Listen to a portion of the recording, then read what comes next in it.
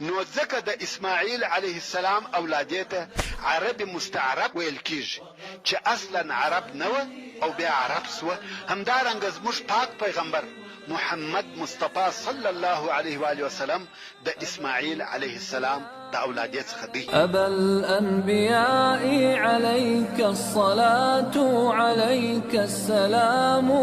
تر دغه وخت خو لا کعبه شریفه نه ده جوړه سوې او اسماعیل علیه السلام چې عرب نه دی او عربي ژبه هم نه ده زده، ځکه ابراهیم علیه السلام دوی د فلسطین څخه دلته مکې مکرمې ته راوستلي وو، نو عربي ژبه دغه د جرهم د قبیلې څخه زده کړه. او کوم وخت چې اسماعیل علیه السلام لوی سو، ښځه هم د دغه قبیلې څخه وغوښته، نو ځکه د اسماعیل علیه السلام اولادې ته عرب مستعرب ویل کیږي چې اصلا عرب نه و او بیا عرب سوه. همدارنګه زموږ پاک پیغمبر محمد مصطفی صلی الله علیه و آله وسلم د اسماعیل علیه السلام د اولادې څخه دی.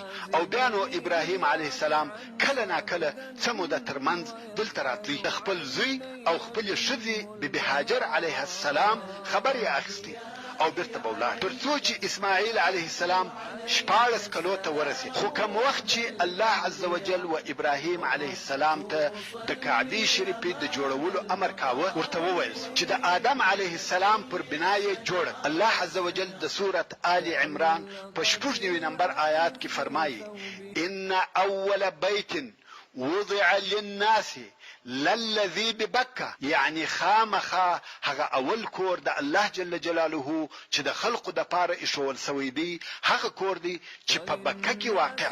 اصلا کعبه شریفه د آدم یا شیس ابن آدم علیه السلام په زمانه کې جوړه سوی او بیا د نوح علیه السلام په توپان کې ونړېده. څرنګه چې کعبه شریفه د الله جل جلاله اولنی کور دی، نو خود د خلقو د عبادت لپاره د الله عز وجل اول کور بلل کیږي. او کوم وخت چې ابراهیم علیه السلام د کعبې شریف اساس یا تاداو کندی واقعا یې په مځکه کې هغه د آدم علیه السلام اساس پیدا کړ او پر هغه اساس یې جوړ کړ. دا د کعبې شریفې د جوړولو ابتدا او شروع خو د جوړولو په وخت کې چې ابراهیم علیه السلام دغه یو دیوال و اخر ته ورساوه او اوس دغه بل دیوال جوړوي، دلته خو کونج پیدا کیږي چې دغه کونج څخه د بنا او جوړولو اصل او اساس نقشه او رجه اخیستل کیږي او نور بنا دغه کونج څخه سمه او صحیح جوړېدلی شي. نو ابراهیم علیه السلام غوښته چې په دغه کونج کې یو لو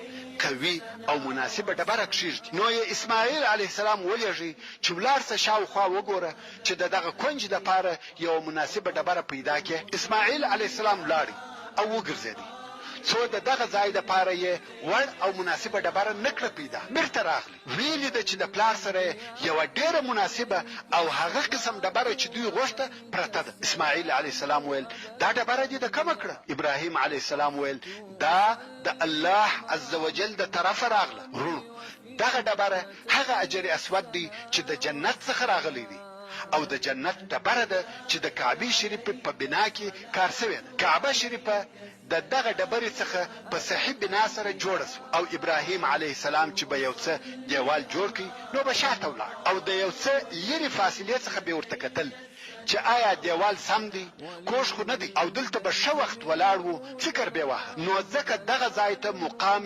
ابراهیم ویل کیږي. الله عز وجل د سورة البقره په 125 نمبر آیات کې فرمایي: واتخذوا من مقام ابراهیم مصلى، یعنی ای مؤمنانو د ابراهیم علیه السلام د درېدلو ځای د لمانځه، طواف او دعا ځای وګرځوئ چې دا ځای د کعبې شریفې د صحیح جوړولو دپاره د ابراهیم علیه السلام د فکر ځای. نو ځکه دغه مقام د کعبې شریفې څخه یو څه لرې واقع ده، ځکه د لرې څخه د دیوال برابري